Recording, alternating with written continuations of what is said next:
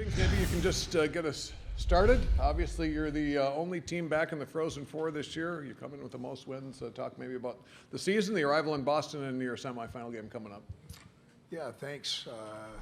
It's great to be in Boston. We talked about trying to get us to a point during this season to have the opportunity that we have in front of us on Thursday a year ago.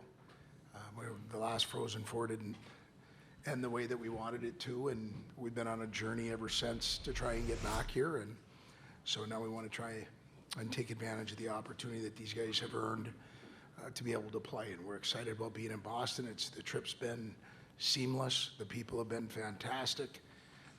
Hotel set up, all the hosts and the people that are helping us get comfortable have done a phenomenal job. So our entire group's really excited about what's in front of us on Thursday.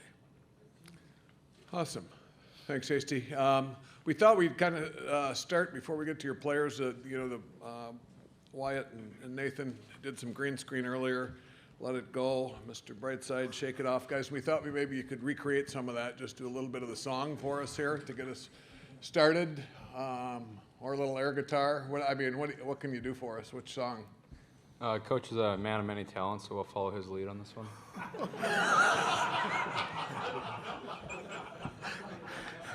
Thank God they didn't ask me to do any of that in that green room. You can't do the song from Frozen? I'm going to strike out. I'm going to strike out on that one, Fish. You don't do any Taylor Swift? Boy, you know what? I can barely pluck a banjo, let alone carry a tune. So, Smitty, can you do a little Taylor Swift for us? I think I'm going to pass. I was pretty bad in the green screen, so maybe Wyatt can. Nothing? No. I'll save all your ears. I guess we'll have it to look forward to in the Jumbotron tomorrow, right? A little teaser there. Is Paul Allen back there? Is he back there? Yeah. Paul, could you come up to the front, please? I just want to make sure people can put a name with a face. Paul Allen, longtime hockey SID, associate AD at Minnesota State, here to help you with all the media requests for the Mavericks. So now you know who Paul is. If you didn't already, and we'll go ahead and get started with the questions. Name and affiliation, please, each time, and who your question is for. Who would like to start? Okay, Jess. Jess Myers from the Rink Live. Mike, you've had a week or so to look at Minnesota and study tape now. What do you anticipate, and given your preference, you want a track meet, or do you want another lock it down 1-0, Dryden McKay doing what he does kind of game? Well, what I'm expecting is two teams are going to go out and try and get to their own game as quick as they can. For us, we've got to go out and try and make sure that we don't, with the team, with the amount of draft picks that they have and the talent that they have, we don't want to create their offense for them. So puck management's going to be very important to us. But each game kind of takes on its own identity. And so we're going to try and get out and get to our game as quick as possible. And, stay off, try and make sure that we keep them off the power play as much as we can while we're chasing our game. Also, congratulations, Coach. If you didn't see the news, named the Spencer Penrose Rose Trophy winner for the second straight year as the National Coach of the Year, Mike Hastings. Awesome to see. Right here in front, Randy. Mike, your team is Randy Johnson, Minneapolis Star Tribune. Mike, your team has beaten Minnesota 3 in a row and 6 of 7. What has been the, common thread in those games? Well, your memory is better than mine. I can just think back to last year. We got off to a good start, and any time that you get to these spots, and I've been on the good side and the bad side, as I said earlier, these games take on their own personality, and can you stick with it, whether you're in a peak or a valley? Can you maintain it or get out of it as quick as possible, or stay as long as possible when you're playing well? And so for us, we've gotten off to good starts, and I know that there isn't a coach in this tournament that isn't going to talk to their team about having a good start, so you're not playing from behind. And again, going back to what I said, addressing Jess, is just getting to our game and trying to play on our toes as much as we can and possess the puck. We're a better team when we have it than when we don't. And, I think our starts have probably been the biggest positive that I've seen when we've played in games like this, that we've had some success. Okay, in the back there.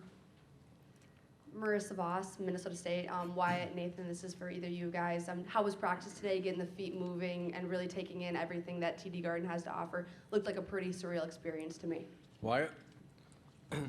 Yeah, I thought it was good. Obviously, you know, it's kind of nice just to get here a day early or 2 days early, kind of take it all in and enjoy the moment. You know, a lot of us have worked hard for this to get here, all the teams. So I think just to enjoy the moment kind of today, get our feet wet, but get our work in was good. So I thought we had a good skate. Guys were good. We had a lot of energy. And I think between just enjoying it and getting our work done, we're going in the right direction heading into tomorrow. Smitty? Yeah, just kind of going off that a little bit. It's nice to be here in Boston again, or I guess 2 Frozen Fours in a row. Tough out last year, so you know, the boys are pretty excited to be back and hopefully make another run at it. Okay, and all the way in the back there.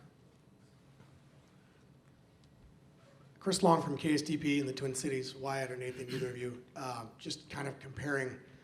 Last year was such the monumental accomplishment. You guys finally kicked down that wall and got to a Frozen Four. But can you compare what that was like to what you expect the energy is going to be like with all the differences with the crowd and just taking everything in with full stands, everything that's changed in the last year? Smitty?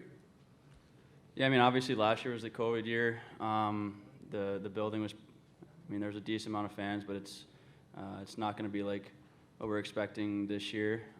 So hopefully the place is pretty loud, and we'll try and use that energy to our advantage. Wyatt?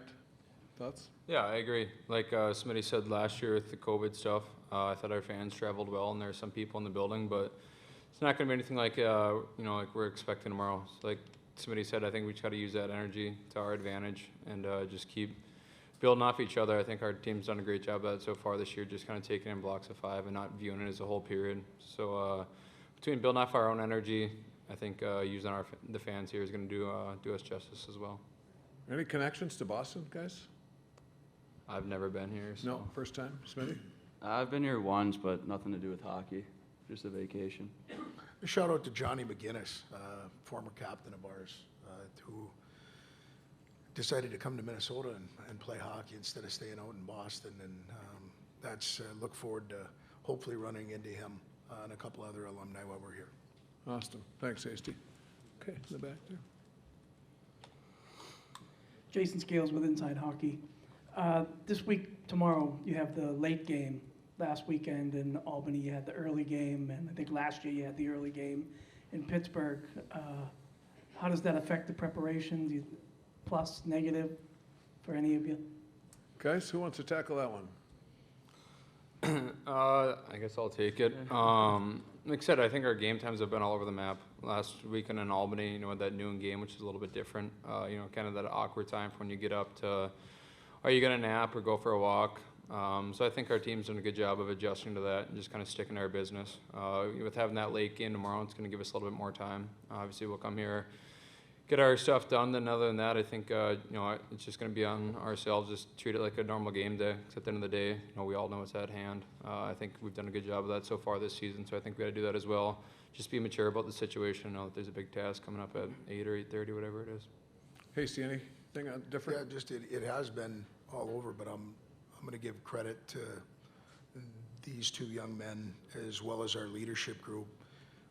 You know, it comes in different boxes, adversity or however you want to look at a challenge like that. And to us, it's an opportunity, and that group's done a really good job at whatever has come their way, just taking it and making the best of it. And it's going to be the same thing tomorrow night. Minnesota's playing in a late game, and, you know, they've probably played a few games in the Big Ten at that time. And we've played some late games. So really it's just the adaptability of your group and then the leadership group being able to sell it in a manner that the guys can buy. Dan Rubin from USCHO.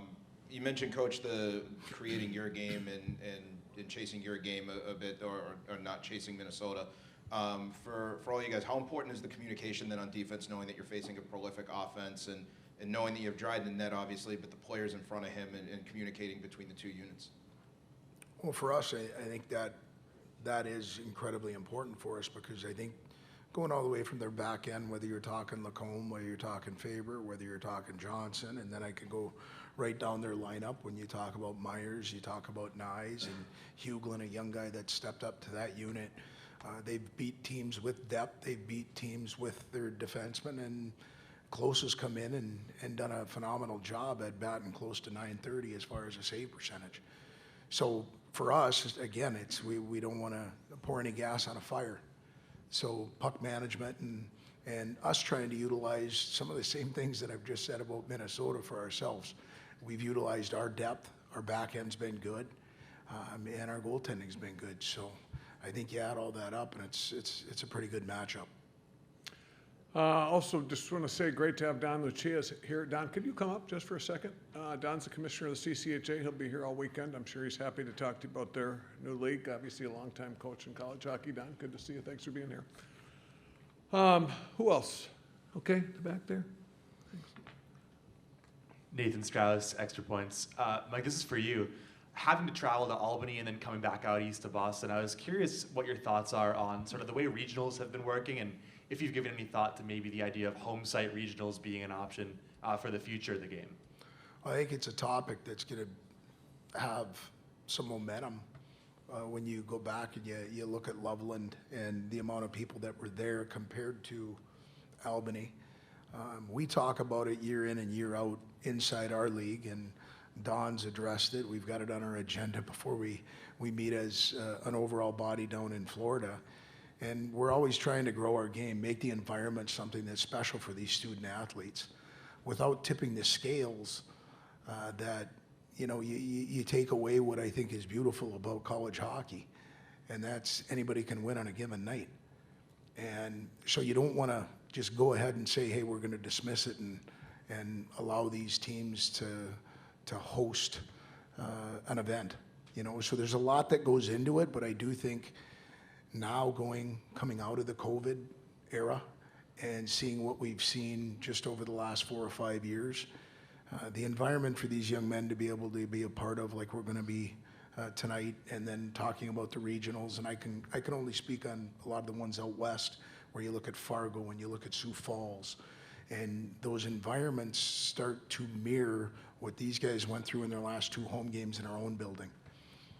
And that's something these guys, they definitely, it makes it special. And so anything that we can do to keep progressing that, I think we have to have discussions about it without making sure, or with making sure we're not tipping the scales towards one side or another. We'll have some further conversation, I'm sure, on that topic. State of College Hockey press conference will be on Friday, I think 1:30 after the second after the second team goes. So we'll have some leaders in college hockey. I'm sure that will come up. Good question. Right here in front. Kevin Dudley with the Mankato Free Press. Mike, you got the 3rd Spencer Penrose Award of your career. That's some pretty special company you're in. Just talk about getting that honor.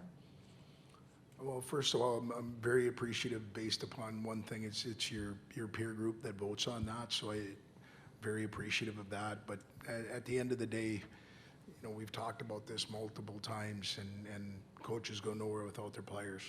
So very blessed to have Todd Kanata as my associate head coach, Paul Kirtland, the people that are around me, and especially the players.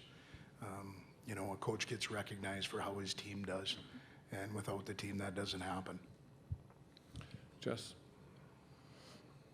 Jess Myers from the Rink Live. For Mike or any of the players, last year was a good news, bad news in that the first time for your program to get to a Frozen Four, but the bad news, you've alluded to the COVID thing, it was basically an invite-only event. What's the level of excitement this year? How is it different? Are you hearing from more people who are making the trip, and is there almost becoming an expectation now that, every April we're going to be someplace special? Smitty? Yeah, I mean, I think it's like that's what we play for every year. We're trying to get to the Frozen Four every year and win a national championship. As of last year, like you said, the COVID year, I was thankful enough to have quite a few family members be able to come out. So I'm pretty grateful that they did, and the same people are actually going to come this year too, and plus a few friends. So I'm looking forward to that. Wyatt? Yeah, I agree. Like Smitty said, we had some friends and family in attendance last year, but I think everyone's, got some more people coming out, and there's just kind of a buzz around our city of Mankato that's been pretty cool to see. Going back to your, if it's almost become normal, I don't think will ever be a case to us. I mean, coaches, we've talked about before, this is special, so don't ever, miss this opportunity, this chance. So I think that's kind of been our conversations. This type of stuff doesn't happen often. Obviously, proud of our program for making it here 2 years in a row, but at the end of the day, we haven't got done what we want to get done. Hasty, who you heard from? Anybody or? Yeah, some people that are looking for tickets, things like that. But at the end of the day, it's hopefully everybody in here, like even this, it's just refreshing. Special time to see how the regionals played out, 1-goal games, overtime games, the excitement, a little bit of controversy over a goal being scored with the clock, and hopefully, as Don would state, those are all in our past. But at the end of the day, this is just an incredible time. We're at a place that's storied in Boston, rich in hockey tradition, and now everybody gets to experience it. So hopefully we've turned that page to a book that we're never going to go back and read again, and we're excited about it. You've got friends, family, fans, alumni, and I'm talking all 4 programs. So just an exciting time for our game. Did I miss the controversy? Or? Oh, no, I'm kidding. Well, okay. Dan? Dan Rubin from USCHO. For the players, last year beat Minnesota in the tournament, and you talked about the buzz around Mankato. What's the culture of Mankato in comparison to the state? I know Minnesota has that long history, but Mankato itself and Minnesota State opposite that in the state of hockey, as it's called. What's it like for you guys to come out here and be able to represent them? What's that culture? Wyatt? Yeah, I think that's a good question. Just growing up as a Minnesota kid, obviously, watching all the Division I programs in our state was pretty cool to see, and so just get to play them. Kind of the big dog to Minnesota college teams, as some people would say, on the national stage should be pretty cool. So I just think we got to do our best. Like Coach said, hop on them early and just kind of enjoy the experience, but know that we have a job at hand, and we'll just take it 5 minutes at a time and just play our game. Smitty, you came from Florida. You settling into the state of hockey thing? I mean, yeah. Yeah. The weather. Yeah, for sure. Yeah. What's it like on campus? As far as just the buzz and Oh, the yeah, excitement I mean, around the hockey team? Yeah, we have a lot of support back home in the community. Mankato's kind of a smaller town if you're comparing it to Minnesota, and we're grateful that we have the support that we do with all the fans and all the sponsors and everything. And we're hoping that they all come out, this weekend and support us here. And yeah. Hey, Steve, obviously you're from Minnesota. How do you talk about Dan's question and what's it like and having Mankato rise to where it's at? Yeah, we're all trying to grow the game, and for me, I played junior hockey 100 years ago back in the USHL down in Rochester, and at the time it was basketball country. There wasn't the hockey hotbed that it's been. We hosted Hockey Day in Minnesota and had over 10,000 people inside and outside of a football stadium on our campus. And, I think that says a lot. One, for the leadership of our community to be able to pull that off. But more importantly, the support from the grassroots level, the amount of players that were able to get on that ice sheet in that time, said a lot about the southern part of the state right now. I think the Minnesota Wild, and going back historically, the University of Minnesota, what Scott Sandel has done at the University of Minnesota Duluth, Tom Serratori with us having St. Thomas right now, Brett Larson at St. Cloud. When I first played for Herbie, he talked about trying to match what Michigan had as far as Division I programs within their borders. And here we are today. And so I think it's an exciting time in the southern part of our state. We're proud to be from MSU and represent them the best we can. Yeah, it's interesting. The state of Minnesota, too, our most populous state in terms of players in the country. And pre-COVID, Minnesota's still growing. They had a record number of 8U players. That's the youngest kids, 8 and under in our nation. So I'm sure some byproduct of the success of Minnesota State and all the other programs that Mike mentioned. Jess? Jess Myers from the Rink Live. Mike, in writing a story about the '74 Gophers team that came here to Boston and won a title, I interviewed John Perpich. He said he was at a little bit of a quandary because he had coached both you and Bob Motzko at one point in your careers, and he didn't know, who he could root for or how he was going to reach out to the two of you. I'm just wondering if you heard from Coach Perpich and what the sentiments were. He must have called Bobby. I could maybe answer that for you. I don't know if he didn't get the number, but my phone didn't ring. You know what? Perp's been good to me from day one. When I ended up having the opportunity to be around St. Cloud State when I was both a student and a player, and then well after that. Yeah, it's special. We're proud of what goes on within the state, and we're excited about the opportunity that we have that these guys have earned. Okay, for anything further? Okay, I think we're good. Guys, thanks very much. Appreciate it. Best of luck. Thank you.